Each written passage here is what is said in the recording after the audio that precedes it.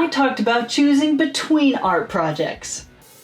Now, I'm facing the music because it's all coming together at exactly the same time, despite my best efforts. So I have a blessing, and that blessing is overabundance. And that blessing is a problem. So I have a problem, and that problem is that I have too much on my plate. And if I try to eat it all, I'll get sick. This is, of course, a partial metaphor. This is a proverbial plate of time, and the proverbial food of inspirational desserts, art project carbs, friends and family social meets, and everyday administrative home life beverages. Beverages are also on this plate. This is a metaphor. Don't be so picky. But if I do try to eat all of this delicious sustenance way too quickly, I will have no time for actual real-life sleep, and I will get very sick very quickly. I need a lot of sleep. For the sake of comfortability, let's just go over the art project and inspiration side of things. But do keep in mind all of this is going on while I also have performance reviews at work and just so many birthdays and gatherings that happen in the spring and summer. The first project I have is my paid commission from a very generous patron, shown in this video as a color realism dog portrait I continue to work on. This kind of project takes about 40 hours, and you bet I've recorded most of it for this content fodder. I have my secret revenge project that I am very excited about and could take to an extreme final result. Or more than likely a basic result that I could lead to a series and leaving it open to extreme final results videos later, maybe. I also have the exciting Artist Guild of Exandria assignment, a great exercise in the fantasy illustration space I want to eventually pursue. Plus, making YouTube videos like this and a handful of other art video formats, I guess you could call them. And of course, all of the other inspiration ideas I got rolling around in my noggin that scream for sweet release. So a while back, I made a video about how I choose between art projects, as in deciding which venues to pursue. That more or less stemmed from the problem of having too many ideas and needing to figure out which ones were good. This go around, I have my good art projects decided, and as fate handles half my schedule, a bunch of them have to happen in the same time period. Not ideal, no, but in the grand scheme of things, having just a little too much and learning to improve from it is better than not having enough and wishing for it. I've worked hard to get this much going, I'll be proud of that. But how not to become utterly frazzled in the thick of it? Now, there's the immediate issue. That is the muscle that must be exercised. So I just have to get all these projects done. I have fiddled with the deadlines a bit to make some of them more manageable, but that's not always a final solution. More like just making a bit of breathing room. Since I am just one person and experience time chronologically as such, I cannot realistically multitask. I think most people have figured out that multitasking is a myth, and true multitasking is limited to extremely simple tasks like knitting and listening to shows from the golden age of radio at the same time. Or I would read a book and walk on the treadmill. Back when I had a gym membership, I can read a physical book at 3 miles per hour. So serial monotasking, as I've heard it called, is the only real option for problems that involve juggling multiple projects. But more recently, I learned there are basically 2 ways to monotask in succession, that I'm aware of anyway. Succession, to be a victorious monotasker, perhaps. Hey there, fellow TTRPG players, it's me, the Segway. I'm Rainy Grace, and I'm here to talk to you about something that's very important. Giving campaign gifts to your game masters. Now, I know what you must be thinking, but my game master already has everything they need. Well, maybe. Sure, they might have all the dice, books, screen accessories, and miniatures they need, but what they might not have is a token of your appreciation. Now, you should always show your appreciation by being an attentive player. We're just talking about tokens here. And that's where campaign gifts come in. These aren't just party snacks. The party should always bring snacks. Originating in the long-standing theater tradition of cast gifts, campaign gifts are a way to show your game master your appreciation for all of the time and hard work they put in.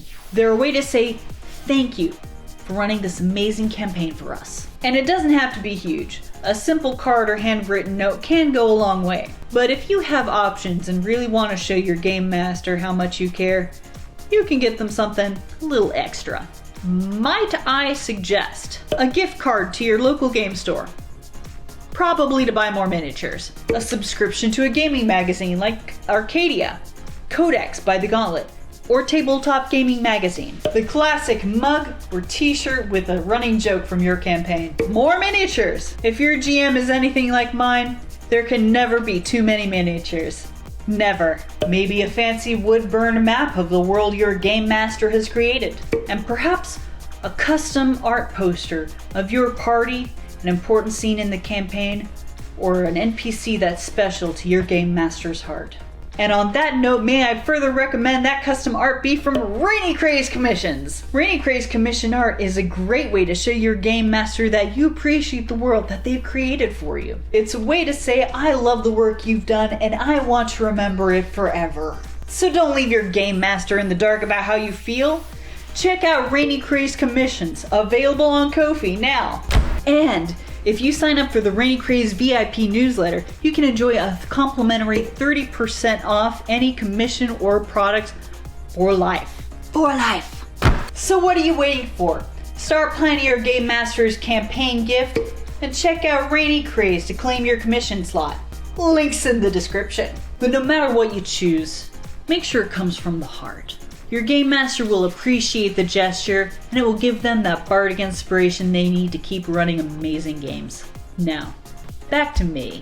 The first option in the monotasking duality is going all in on one project, which is my go-to approach when the deadline is getting close. Just focus all attention and time on that one project, doing each state one by one until the whole thing is done, and hopefully done before the deadline. Realistically, I'm almost always fiddling with some detail up until the end, but sometimes I hit a roadblock or a dead end and I absolutely have to step away from that project to relieve the brain pressure. I have found that as I get more experienced, and if I stick to my ideal starting process, I get less and less of the mental blocks over time. It's kind of like weightlifting with your mind. Just keep practicing good form and proper technique, and over time that exhausting 40-pound exercise becomes easy peasy. Another approach to this all-in-one method, one project might be super easy and can be knocked out quickly, leaving my schedule open for the next biggest thing. I would call this the snowball effect. This is great for when time isn't the problem, but maybe motivation is.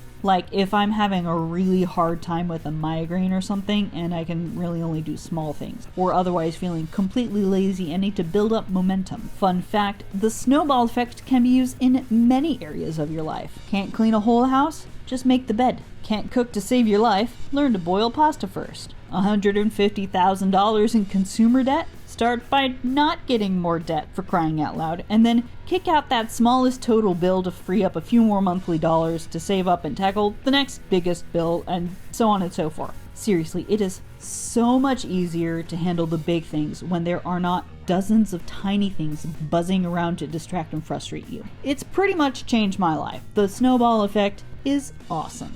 But back to monotasking. There are other times where there's not a super clear deadline for any project and they're all about the same difficulty or stage. It might make more sense to divide the day into several time chunks and work on each one for a few hours at a time, slowly chipping away at each one, but switching it up often enough that the monotony doesn't become the distraction. This is super great for people who can control their own schedule, and especially useful if you also have to wait on feedback from a client or art director before moving on to the next stage. So those wait times aren't dead times. I personally have very limited time in the evenings and on the weekends, so I don't often use this technique for art projects. When I do, it ends up being those couple hours for each project are on different days of the week rather than chunked up on the same day. It ends up feeling more like a weekly chore chart at that point, but that's not always a bad thing. It just feels slow going, because it is. One of the hardest parts for me to juggle this kind of workload is getting distracted by other, smaller,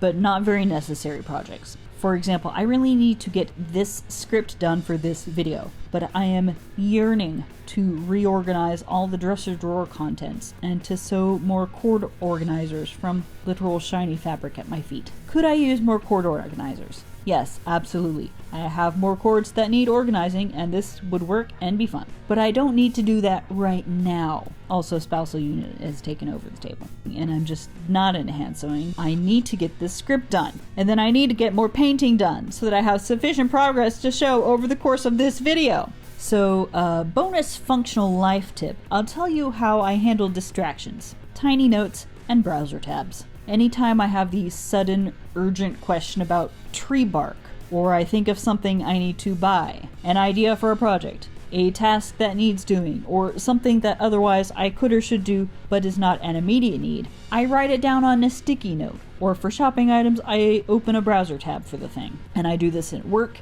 in my art business, for family stuff, and so on. Just a super quick, scribbly note to myself in the moment. And doing that allows me to get the thought out of my busy brain so it's no longer an urge, but I still have the reminder about it for later when I have the time. And these are super quick scribbly notes with zero context. I have this cute little stationery pad from Japan that my friend got me, and I have an old note page left out with a quick to-do list about social media posts on Ko-fi. And another little note that took me a while to decipher because my handwriting is so scribbly. It's a date and a comic artist name. I have no idea why I thought this person was important or what the date was referring to. But the note served its purpose and I can move on. Same idea with the browser tabs. I want to put lighting in my cabinets, but there are just too many options, so I have a couple tabs open in a separate browser window just for shopping the different items that I want, but I don't urgently need. And I guess for art projects, I do have a certain place I write all of those ideas down,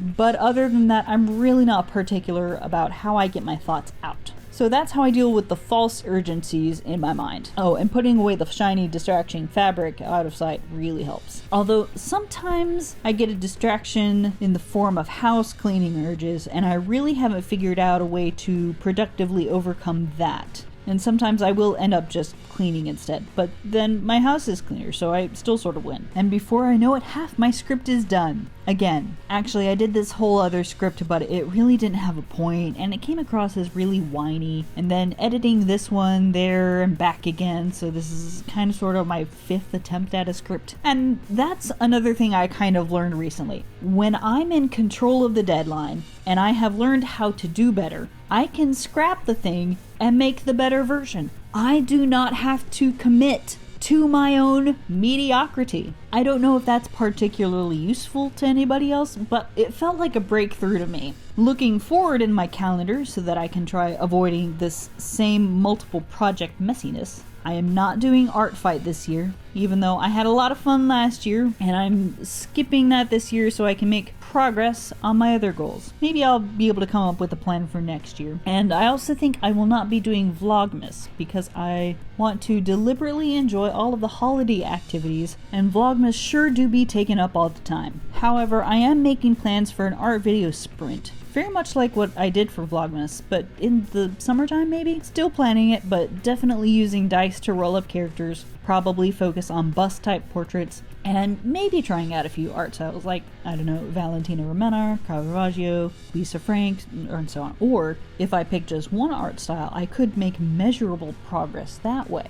But I still gotta plan all of it ahead of time for that, and I can't really plan ahead while I have all of these going on. So right now, it continues to be my chunks of free time in the evenings and weekends are for commissions and art projects, and the minutes of free time throughout the day I can jot down notes on my phone or on all the sticky notes and what have you. Have I told you I live by sticky notes? Oh, and another thing that's easy to understand but hard to practice. Everybody knows that in an emergency to back off all the normal routines and just do the bare minimum and focus everything possible to fix the emergency. But aside from true emergencies like a fire or health scare or something, don't sacrifice the important things for the urgent things. For me, all these art projects are fairly urgent. I do have to get them all done, but it's important to me that I don't sacrifice my health or family to do that. So I still have to prioritize my sleep, my exercise, which can be modified, and my general nutrition, and time I spend with people close, because I could hit all my big deadlines for years and years, Yet if I prioritize urgent deadlines over my lifelong important health, I will be supremely miserable and die way too early in that misery. There are certainly times of balance and short-term sacrifice, but never lose sight of the important things. Your body and your relationships are your responsibility, and you're the one that has to live with it. So be nice to yourself now and tomorrow. Now, if I can just get this pupper printed and handed off to my client, that will be one big thing off my list and a lot more time for the other projects. Thanks for joining me today. If you want to watch more art making, you can check out one of these videos. And have a super duper day!